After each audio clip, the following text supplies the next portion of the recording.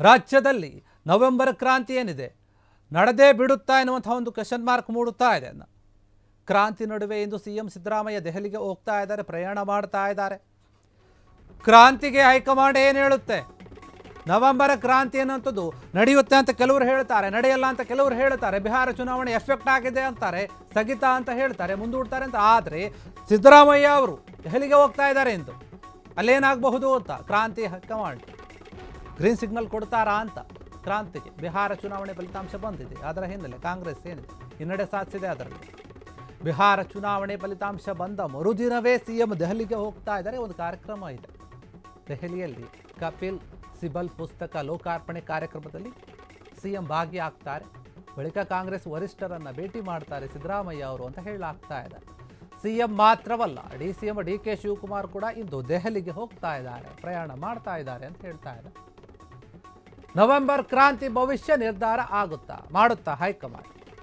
Rahul Gandhi, KC. Venugopal, Surjewala, Kharge ಭೇಟಿ ಸಾಧ್ಯತೆ ಅಂತ ಹೇಳಲಾಗ್ತಾ ಇದೆ. ಸಚಿವ ಸಂಪುಟ ಪುನರ್ರಚನೆ, ಕೆಪಿಸಿಸಿ ಅಧ್ಯಕ್ಷ ಕುರ್ಚಿಯ ಒಂದು ವಿಚಾರಣೆ ಮತ್ತು ಸಿಎಂ ಕುರ್ಚಿಯ ವಿಚಾರ, ಇದರ ಬಗ್ಗೆ ಚರ್ಚೆ ಆಗುವ ಸಾಧ್ಯತೆ ಇದೆ.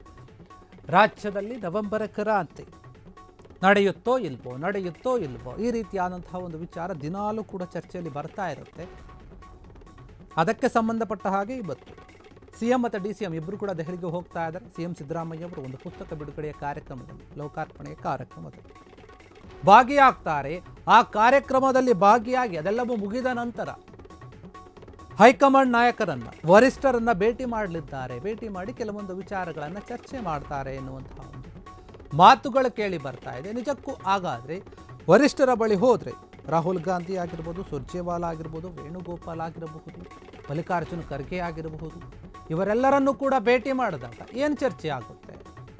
ಬದಲಾವಣೆಯ ಮಾತುಕತೆಗಳನ್ನು ಆಡ್ತಾರಾ, ಅಥವಾ ಈಗ ಸದ್ಯಕ್ಕೆ ಬೇಡ, ಹಿಂಗೆ ಇರಲಿ, ಮುಂದೆ ಇನ್ನೂ ಒಂದು 2-3 ತಿಂಗಳಾದಮೇಲೆ ನೋಡ್ಕೊಳ್ಳೋಣ ಅಂತ ಹೇಳ್ತಾರ? ಅಥವಾ ಹೈಕಮಾಂಡ್ ಏನು ಬಿಹಾರದಲ್ಲಿ ಹಿನ್ನಡೆಯನ್ನು ಸಾಧಿಸಿರೋದ್ರಿಂದ ಇವರಿಗೆ ಸಂಪರ್ಕಕ್ಕೆ ಸಿಗುತ್ತಾರೋ ಇಲ್ಲವೋ, ಮಾತನಾಡ್ತಾರೋ ಇಲ್ಲವೋ, ಆ ಒಂದು ಪ್ರಶ್ನೆ ಕೂಡ ಇದೆ. ಯಾಕಂದರೆ ಈ ಹಿಂದೆ ಹೋದಾಗ ಕೂಡ ಹೈಕಮಾಂಡ್ ನಾಯಕರು ಸಿಕ್ಕಿರಲಿಲ್ಲ, ಸರಿಯಾಗಿ ಸ್ಪಂದಿಸಿರಲಿಲ್ಲ. ಯಾಕಂದರೆ ಅವರು ಬೇರೆ ಒಂದು ಕೆಲಸಗಳಲ್ಲಿ ಬ್ಯುಸಿ ಇದ್ದರು. ಹೀಗಾಗಿ ಈ ಸಮಯದಲ್ಲಿ ಇಬ್ಬರೂ ಹೋಗ್ತಾ ಇದ್ದಾರೆ, ಸಿಎಂ ಡಿ.ಸಿ.ಎಂ.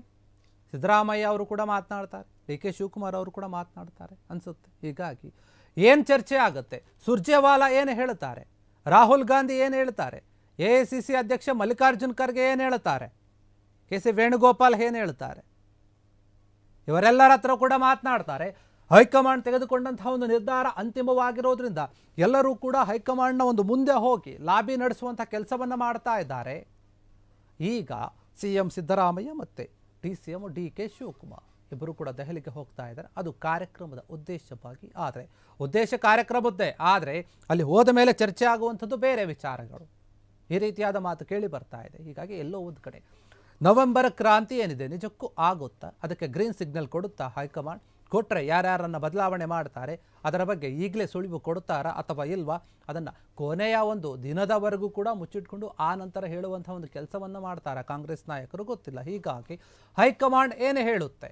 ದೆಹಲಿಯಲ್ಲಿ ಕಪಿಲ್ ಸಿಬಲ್ ಪುಸ್ತಕ ಏನು ಲೋಕಾರ್ಪಣೆ ಮಾಡುವಂಥ ಒಂದು ನೆಪದಲ್ಲಿ ಹೋಗ್ತಾ ಇದ್ದಾರೆ.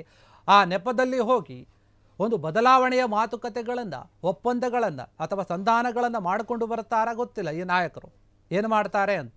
ಹೀಗಾಗಿ ಎಲ್ಲೋ ಒಂದು ಕಡೆ ಈ ಒಂದು ನವೆಂಬರ್ ಕ್ರಾಂತಿಯ ಭವಿಷ್ಯದ ವಿಚಾರವಾಗಿ ಚರ್ಚೆ ಆಗ್ತಾ ಇದೆ. ಸಿಎಂ ಸಿದ್ದರಾಮಯ್ಯ ಮತ್ತು ಡಿ.ಕೆ. ಶಿವಕುಮಾರ್ ದೆಹಲಿಗೆ ಹೋಗಿ ಏನು ಮಾತಾಡಿಕೊಂಡು ಬರ್ತಾರೆ ಅನ್ನೋದನ್ನ ಎಲ್ಲರೂ ಕಾಯ್ತಾ ಇದ್ದಾರೆ. ಕ್ಷಣ ಕ್ಷಣದ ಸುದ್ದಿಗಳಿಗಾಗಿ ಫ್ರೀಡಂ ಟಿವಿ ಸಬ್ಸ್ಕ್ರೈಬ್ ಮಾಡಿ, ಲೈಕ್ ಮಾಡಿ ಹಾಗೂ ಫಾಲೋ ಮಾಡಿ. ಹೊಸ ಸುದ್ದಿಗಳ ನೋಟಿಫಿಕೇಶನ್ಗಾಗಿ ಬೆಲ್ ಐಕಾನ್ ಮೇಲೆ ಕ್ಲಿಕ್ ಮಾಡಿ.